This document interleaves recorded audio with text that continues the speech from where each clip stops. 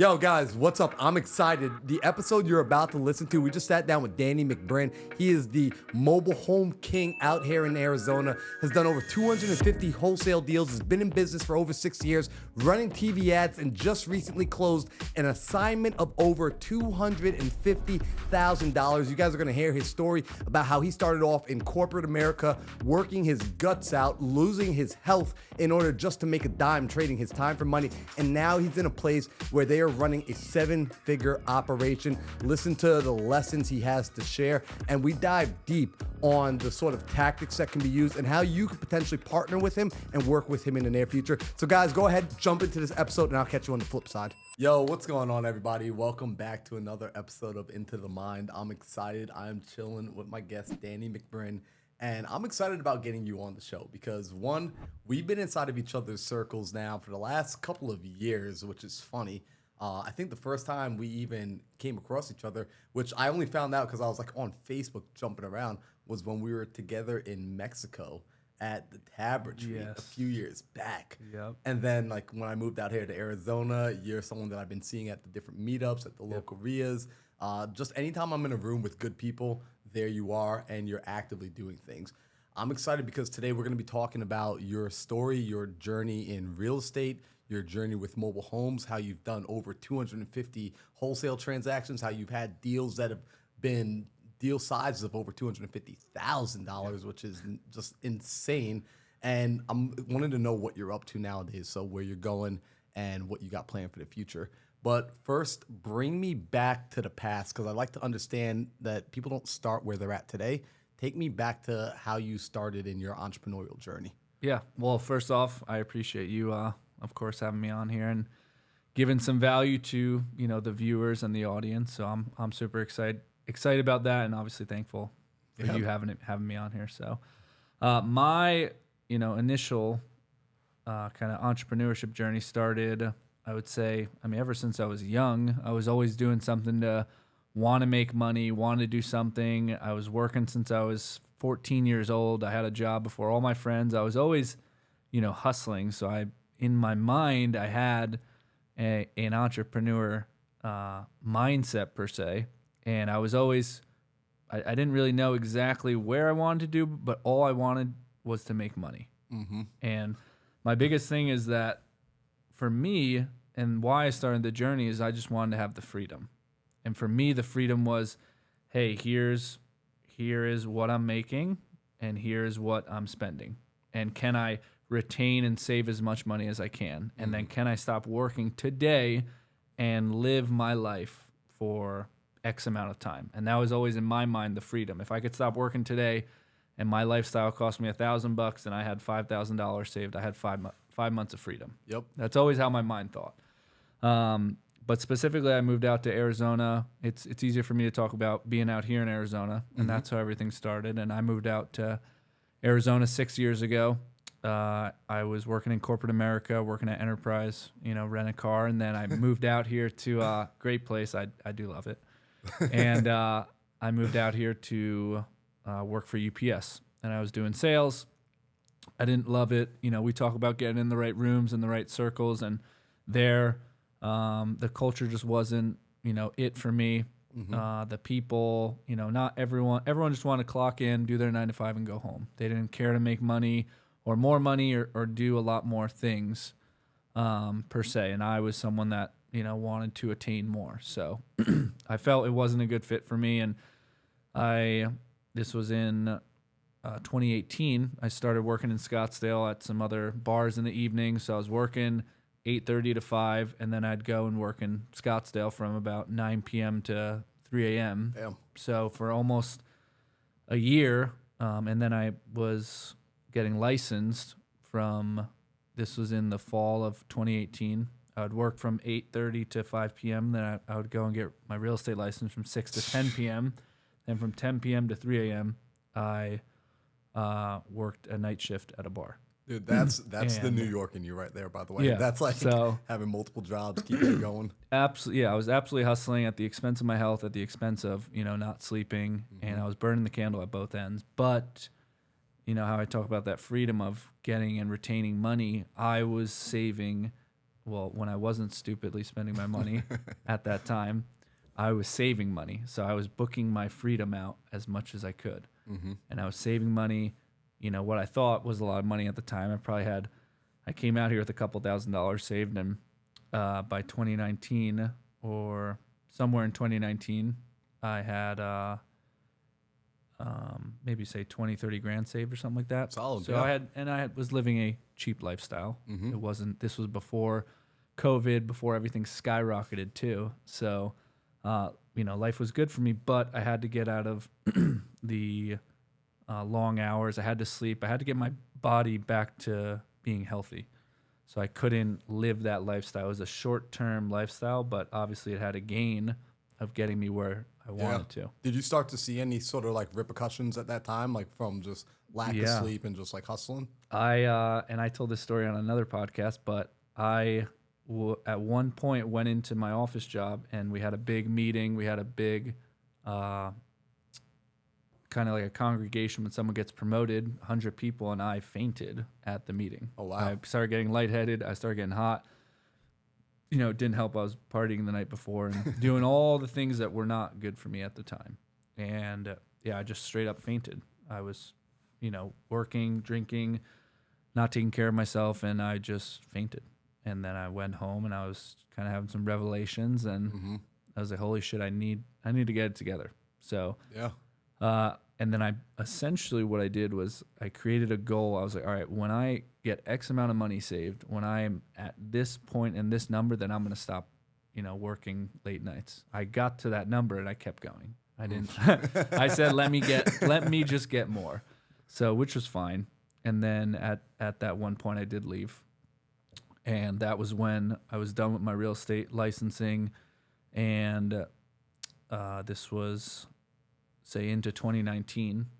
And I was working for another investor, doing acquisitions, doing sales, and I was getting my teeth kicked in there, not having the results. And that was a couple months in. And then I was making no money. So I went to making all this money, saving all this money, and now I'm not making any money. So you basically built yourself a runway. And now you're just like, you're on that. You're all in on the runway. Yes. Just trying to figure out this real estate thing, make that work. And the runway is getting shorter and shorter by the month. So everything I felt like I worked for, I started losing. And I didn't have that same mindset. I didn't have that, I didn't know all this delayed gratification too. So I have to front costs. I have to front money with the hopes of getting a return at a later point in time. So I didn't have that, mindset. I wanted to get paid right away. I wanted to get things right away. That's what I was used to my whole life. Yeah. So that's got to be scary too. Like when you're in this place of now, it's like you're investing your money, you're putting it in for a hope of a return on the back end. Yep. Right. No guarantee of it, and you're watching it go month 1, month 2, month 3. Right. Like living expenses are still there. You still got to pay for all the things, all the systems, everything to make it happen. But you're not seeing any result yet. Like, what's just out of curiosity for you, because you're coming from like a W-2, you're coming from a corporate background. What's allowing you to like stay true to and stay the course? Was it like I told myself I was staying the course, or is it like someone was speaking in your ear saying like, "Yo, Danny, like just trust the process"? Yeah, no, I didn't trust the process at all. I went and got another job. I swear, I did that for a couple months, and I started losing what I saved, and I went and started working again. So then I delivered Chinese food at a Chinese restaurant in Scottsdale. And I did that from July to September of 2019. Wow. Yes, in the fucking balls heat of summer. I did that Wednesday through Sunday. Damn. And I actually made like decent money doing it. So that was enough to pay for my living costs. Yep. And then I would go and do my wholesaling, and I didn't sweat about it. When I didn't have a deal, I didn't sweat. I wasn't bugging out. And then I left there, and then my old manager I used to work with at Bottle Blonde started working at this bar named Kelly's. So then I left doing that, and I started working at Kelly's in the fall of 2019. And I was doing a couple deals here and there. By no means nothing to live off of, but I was doing that, and then I was making income in the evenings. but so, it was more balanced. I went in at 6 p.m. and I left at 11 p.m. Got a full night's sleep, did my 9 to 5, and I mean I was still working 12 to 14 hours a day, but more. but at you're a starting to balanced prioritize schedule. sleep. You're starting to Yes. get that in. And in the beginning stage of like when you're like getting into the wholesaling and you're working with another investor, you're just working for commission at that point, or Yep. you work. All commission. So you're working commission. So you're not even like when you close a deal, it's not like you're pulling the entire assignment to yourself. It's just a portion of the assignment. So like you said, it's not enough to be able to live by. And I just kind of want to emphasize that point because I know a lot of people when they're getting into this, they think they have to burn the bridges entirely and like just go full in. And I'm hearing that you're like, no, I had like a job, 2 jobs, and it gave you breathing room to give time for this business to work. Yes. And that was what, and I say this all the time on different podcasts. It's like, what do you have? What's your biggest asset when you're starting out? And you probably know it's time. Time. Yeah. So time, I need to max out every single hour of my time to get money at that point.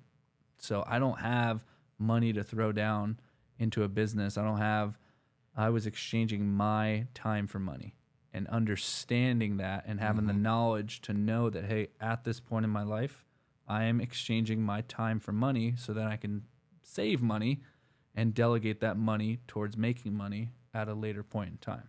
I love that. So you're in that season of life where time and I love this, right? It's intentional. Yes. You know that you're trading the time for money, which, people sometimes read like the Robert Kiyosaki, like, oh God, there's this Investor, I got to be an investor. right. Like I tomorrow. gotta like just jump over and make that switch. It's like, guys, it's not that easy. It does take time. Yeah. So you're in this place of you're trading time for money and like you start getting a couple deals under your belt. How's that transition? How do you slowly start to transition into doing your own thing? What's that look like? Yeah, so that was probably getting into like 2020. I was getting it on my own, and then I started putting more money into it. So I was getting a little stressful, but I was still making decent money like on the weekends and stuff. But I started getting a dialer, started getting a VA, I started pulling the list, doing the whole dance, and also wasn't used to putting the money in with waiting for a return at a later point in time, that delayed gratification that we're talking about. Yep. And I actually surprisingly got a deal really quick. It was maybe within like a week of calling. I got a deal. Yep. Mesa Mobile Home made 15 grand. I was like, damn. And then I got another quick deal like a week later, made like 6 grand. And I was like, and I split it, with my now partner. Yep. But I was like, damn, like I fucking got this. Dude. Like I'm good. And I didn't close another deal for like fucking 5 months. Yep. Yeah. It was not good. Sounds like wholesale real estate. Yeah. It was like I was on my high horses and then I came down hard. And but once again, it's the process, Yeah. You have to trust the process. You have to put in the work today to get paid at a later point in time. Out of curiosity, how, to you looking back, how invaluable was the ability to work on someone else's team and go and get basically like what you said, the teeth kicked in on someone else's dime, be able to go and experience the rejections, go through the calls, be able to talk to the leads? Like, if you had the ability to do it over again, would you have gone back through someone else's organization, or would you have just immediately jumped into trying to do it all on your own? I probably would have. I don't think I would have changed anything. I think getting, I still didn't. You're learning the industry, you're learning the process of everything, but you're not learning business. You're not learning how to delegate, how to systematize, how to understand that you're putting in money today for a return tomorrow. So you don't know those components, but it helped me understand what it is I'm doing, the process of what I'm doing, and then learning other components at a later point in time. I like that. But I was obviously super grateful for the opportunity. Yeah. And So, out of curiosity, at what point did your mind, because you just made a key differentiating factor right there, which is the difference between doing deals and running a business. Yeah. And in someone else's organization, you learned how to do deals. You learned the process. You learned how to talk to homeowners, how to face rejection, how to do sales, negotiate, all that kind of stuff. And then you mentioned over here, right, now you're learning about business. You're learning about delegation. You're learning about systems and processes and building culture. At what point did that click in your mind? Was it something that you were aware of from the very beginning, like when you knew you were trading time for money? Did you also understand, hey, I'm in a season where I'm more of a technician and not a business owner? Or was it something that came on to you later down the road as you started building out your own thing, making this realization of, oh, shoot, we got to build a business and not just Yeah. do deals? I mean, dude, I didn't start building it actually like a business till 2 years ago. Like when I went to Tab, I was still grinding and hustling. I mean, I still am, but I was not delegating. I couldn't tell you how much money I was making. All I knew is that there was more money in the bank than there was last month. And I didn't have books. I didn't have bookkeeping. It was a shit show. Didn't really delegate too much. It was me, Kurt, and like one other guy. Yep. Doing acquisitions. We had more leads than we knew what to do with. Was making more money than I knew what to do with, and it was just it was a mess. But it's all fell into place over time. Yeah. So it's you have to learn those things, and not until Gary Harper, Yeah. Yep. great guy, and they're still our business coach today. Oh, nice. Yeah. So they came in, did their consulting, and helped kind of tighten up some of the loose ends that we had, and that probably over 2 years ago is when it really started to become more of a business and understanding my books and my accounting, reading a profit and loss statement, knowing how much money is going out the door each month and knowing how much money is coming in, what's pending, and being able to more accurately measure the business and the financial performance of it. Yeah.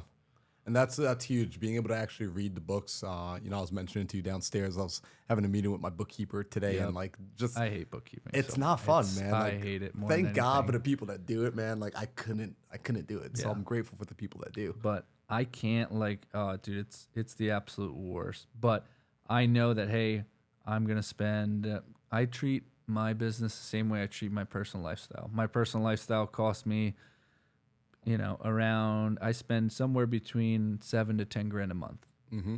And I know in my business, I spend somewhere, around 130 to 150 grand a month. And that's the range that I know that it will land in. So I have ranges of where I know it should be. And if it's above that range, then I know there's an issue. Mm-hmm. So I have ranges because I'm not going to try to get into every nitty little detail of everything. Makes sense. So let's talk now about your business, right? So you went from learning how to wholesale in real estate. You learned how to start getting deals done. You got the first 2 properties, which happen to be mobile homes. Yep. And nowadays you're out here in the Arizona market known for being the guy to talk to when it comes to anything mobile home related. Like Yep. if someone ever hits me up and says like, hey, I need help with this mobile home, I just send them to you. Like I'm either like, yo, here's his Instagram, or hit him up. In fact, I think Caroline might have even reached out to you recently Yes. about a mobile home deal she's working on. So how did you decide to land on mobile homes? Was it because those first 2 successes were just like, heck yeah, let's just keep doing this over and over and run it up? Yeah. Or is there something else behind that? It was, well, one, it's just, it's hilarious. That's the thing. I love being the trailer person, and I love the branding, and it's just fun to me. And I got the first couple deals there. I'm living in Mesa. I work in Mesa. Mesa has probably the largest presence of mobile homes. So my geographical location of where I'm at suits, the product that I'm going after. Mm-hmm. So it just kind of became a thing. And every time I did a mobile, we'd crush it. We'd make so much money off them. We're like, dude, this is fucking awesome. And then, I've just always found myself out in Apache Junction, out in Mesa, East Mesa, and just doing a mobile home. And I always pride myself on someone that, judging my past and all the jobs I did and, stuff I did, I can get my hands dirty. So I always pride myself on, hey, I'll go out there, I'll do the dirty job, I'll meet with the junkie, I'll serve the notice, whatever has to be done to get the deal done. Yep. Is what I'm willing to do. Obviously, legally, morally, and ethically. Yep. But I'll do whatever it takes to get a deal done. I love that, man. And by the way, I got to let you know this, right? Like I'm big on networking. I'm big on reputation. And when your name comes up in circles, like when you're not in the room and your name comes up, people only have good things to say. And that's becoming, and I'm sure you see this as like you get into more and more rooms, the circles get smaller and smaller and smaller. Yep. And if somebody does the wrong thing, it gets passed around like wildfire. I mean, it spreads faster than COVID. And your name and reputation has been nothing but positive since I